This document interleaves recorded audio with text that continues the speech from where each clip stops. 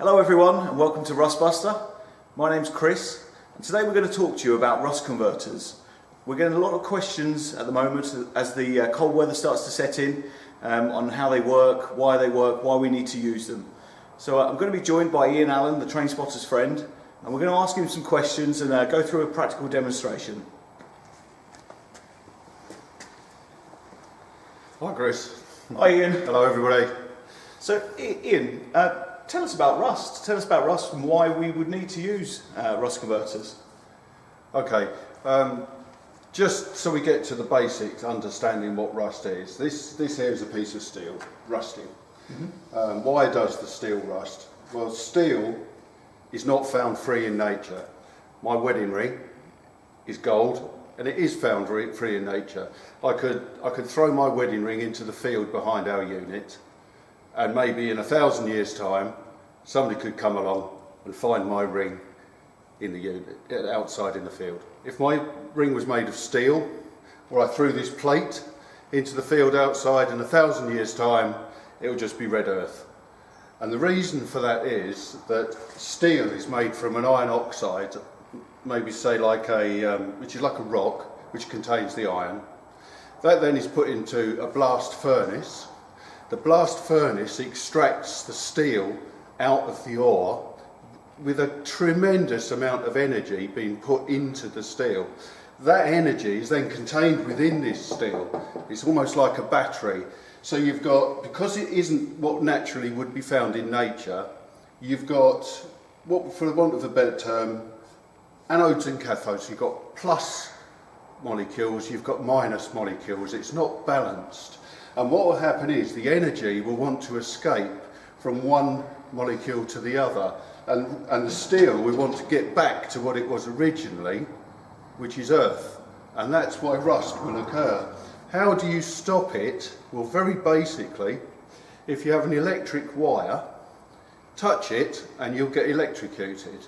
If you put an insulation along that electric wire, touch it and you won't get electrocuted. It's very similar with rust. All you're doing is putting a barrier onto the steel. Now the thing is, the barriers can be as thin as WD-40 type white spirit type of product, and they will stop a product from rusting. But for how long? That's the point.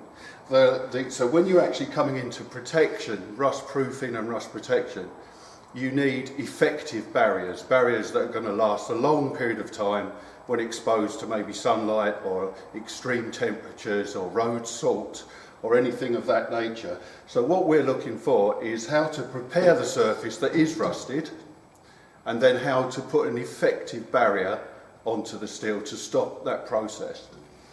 Okay, yeah, that's really useful information. So let's assume now that I've wire brushed, a panel, and I've still got pits of rust into the metal. So how am I going to get rid of those? Well, you've got two choices. Say you're working on a vehicle body, say round here where you've got these rust pits and everything. You would sand that, or you could lightly grind it, or with a flat wheel, or sand it, and you'd still have rust pits in there, wouldn't you? You've got two choices. You could grind those out, going right the way back to good steel, but the steel might be so thin you can't afford to do that. You may be at a situation where you have to cut it out and put a new piece in. That's usually when the steel is actually perforated and you think it's too thin, so you've got to replace it.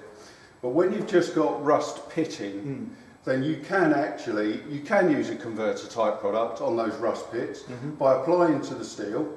And then I'd still recommend, after you've applied it to the steel, to actually sand it again to leave just the converter within the pits, because you want good adhesion to the steel.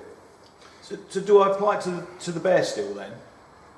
You can apply it to bare steel. Bare steel that's prepared with a power tool is still going to have the oxides within it. Brand new steel or blast clean steel is going to be what we call SA2.5, something like that, which is very clean. That's bright, clean, white steel. When it's grey steel or pitted steel or power tool clean steel that was previously rusty, then it will take a converter, yes. Right. So what about if the surface is painted? Can I put it over paint if I've got sort of bubbles with rust underneath? No. No, it's not designed to go over paint. It's not a coating. Oh, right. Right, it's not a coating. It's not a primer. All it is a surface treatment. Right. So you can overlap the good paint slightly, but what we'd also recommend, if you're going up to edges of paint, is that you feather edge the paint. That means sanding it back so until you know you've got a really good edge, a very thin edge. Otherwise what will happen is when you put your consequent coating on, the edge will lift because of the varying surface tensions between the old and the new coating. So it is important not to overcoat too much of the good paint, because it's not a paint, it's just a surface treatment for steel. Also, if you just overpaint the paint, the product has in it active ingredients which convert. Those active ingredients in our product are actually tannins. Right. So what will happen is that the tannins, the active ingredient, which are like a natural brown colour, won't be able to activate. The latex part of the bonding agent of it will dry clear, and all you'll be left with is a brown, rusty looking mark on your paint. Right. And very often we get asked that question, don't we? Yeah. I've used a converter and it's gone rusty. Well, it hasn't. It's just that you've maybe applied it to an area where it couldn't convert. Maybe you've applied it to grease. Maybe there was white spirit or diesel used to clean it up, and that's creating a barrier, like we said before. So likewise, the converter can't work. Yeah. So thinking of sort of surface preparation products and surface treatments, like if I've used a degreaser, I'll neutralise it off with water. Yeah. Once I've used the FE123 or a rust converter, do I wipe them off with water just to neutralise them? No, it depends whose rust converter you're using. Right. Some rust converters are just acids, tannics, and they just turn the surface black, and then you have to wash them afterwards to remove any loose tannin sort of deposits. Ours is actually, like a lot of others, has a latex binder. Yeah. So when you've applied the product, it actually will cure, it'll go black, which we'll show you in a minute, and it's black and hard, and that actually is ready to paint. If in certain weathers, like when it gets to October, November, December, then when you're getting into, when we tell people to watch the dew point around about 10C and under, just slightly under, depending on the day, then you run the risk of it hanging around a long time and it's not able to evaporate properly, not able to dry, and then you can get a bloom on the surface. Right. So if you've got a bloom on the surface, it's always good just to wipe it with a damp rag just prior to painting. Right. Yeah, I think that's quite key, isn't it? Because the temperatures now in garages are getting quite cold and quite damp in the mornings. Yes. So if it's damp in the morning, am I right to just go over that with a damp or just wipe that dry? Well, obviously, being a water-based product, it's damp compatible. Right. So you haven't got to worry. If the surface was 15% damp, you haven't got to worry. Okay. But what you do have to worry about is that when you get in the morning and your steel is sweating, if it's sweating and you see as you're working in a garage, the steel is sweating, you can actually, you can go online and download an app, which is called a dew point calculator. Download that app. And then all you need to know is you need to use your phone again, find out what the humidity that day is, and it will tell you on your weather app. And you need to know what the humidity is, what the temperature of your steel is, and then look at the dew point calculator on your app, and it will actually show you exactly where the dew point is. And you want to be applying any paint 3 to 5 degrees above the dew point, and that will vary on different days, but as a rule of thumb you'd say 10 degrees, but some days it could be 2 or 3 degrees if it's a dry day, you know? Yeah, no, I know what you mean. So I'm thinking at home, you know, I've got some sort of rusty areas that I want to apply something. Is it, you know, I want to get a really good coat quite thick on there, is that right? No. Do you remember I said it's not a coating? Right, of course it's you did, not a coating. Your coatings are your high build primers, your etch primers, of course, your epoxy coatings. These are your coatings. If you can get to white, clean steel with a good surface profile, go straight on with your primer. Right. Don't use the converter. Oh, right, okay. It's not an addition. It's not magic. You know, like I say to you, if you want magic, go and see Sooty. You know, it's not magic. You know, it's not izzy wizzy, and then it's all done. It actually has to be. You really do have to address the problem. So. What we're going to show you actually is now how to do the conversion process. Yeah. Okay, so how do I apply it? Okay, first thing you need to do is we need to use a wire. There's a nice old wire brush. It's steel. It's a steel wire brush. So the first thing we're going to do is, this is a test sample we use in salt and all sorts of weather. Now what I'm going to do here, I'm just going to wire brush the surface, just to give you an idea of the way it works.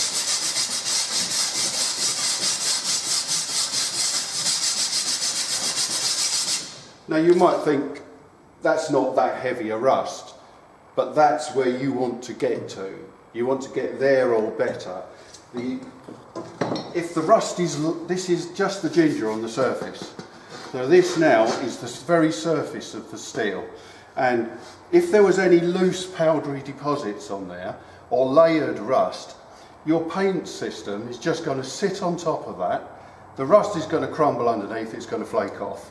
Worse still, if you've got layered rust, it can absorb moisture.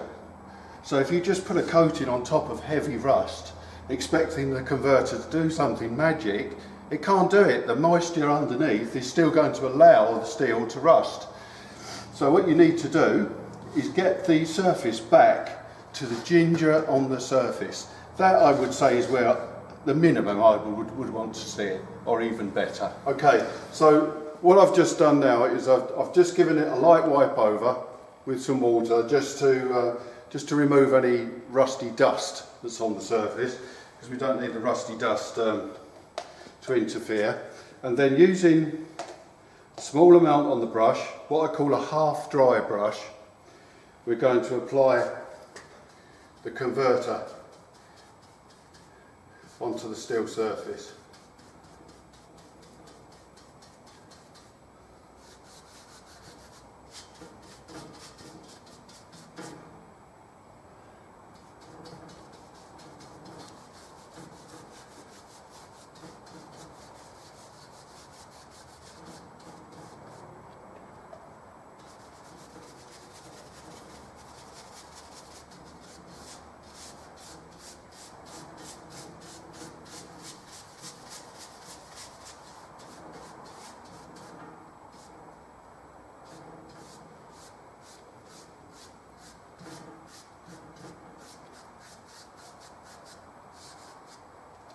Now we'll let that cure and come back to that particular one in a couple of minutes. I'll also, this is like a little bracket, and you know, where's that little, this one here, yeah, this little bracket here has captive nuts and things like that, you know, where you don't want to perhaps use a load of thickness of paint and you can't really get into these little nooks and crannies.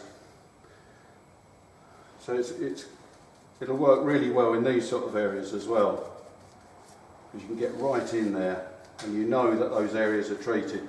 Also on your car, when you're working into seams and areas that you really can't get into with your wire brush, and then these are the areas that you want to look at with the converter. Because when rust is in a cavity, and by a cavity or a seam, I mean where you get an interface of two pieces of steel, and that's your seam there. The actual rust within that cavity seam, because of the concentration of gases in the rusting process, that will actually corrode 400 times faster than corrosion on a surface area. So it is really important that you do something within those cavities. You'll use a converter. You'll also use, in those areas, obviously a cavity wax afterwards, but we're talking about areas you're going to paint, so you'd use the converter. Obviously the cavity wax has got to come right at the end of the process, but in those areas where you've got crevices that you can't get to, or behind captive nuts and those sort of areas you can't get to with your power tool, then that's perfect place to use the converter. So Ian, we waited a couple of hours, this is what we're left with, so just explain this to me. Well, you've applied the converter. Yeah. All right, now we're left with this really, tough converted surface. And you can see there's no brush marks. No. Visible brush marks. So you know that you've worked it into the steel.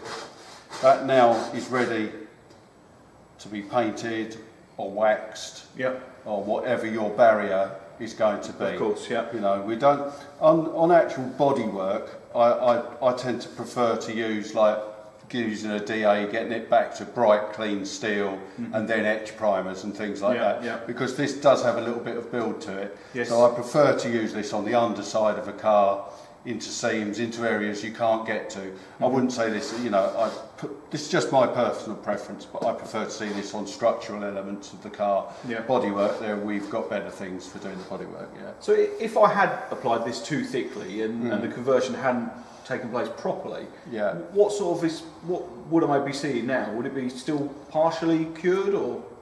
No, well, it depends on the weather, to be honest. In the summer, you'll get a really good homogeneous sort of conversion, you know, because you tend to sort of, I don't know why, but it goes a little bit thicker in the winter, obviously.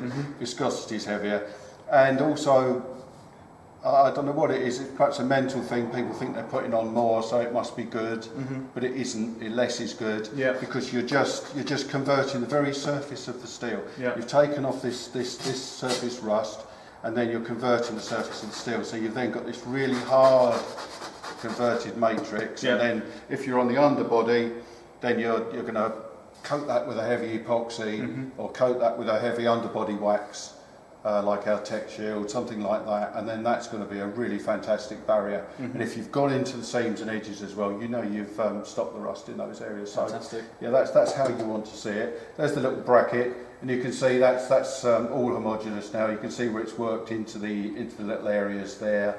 Now you can just spray that up, ready to go on the vehicle, and then that's done.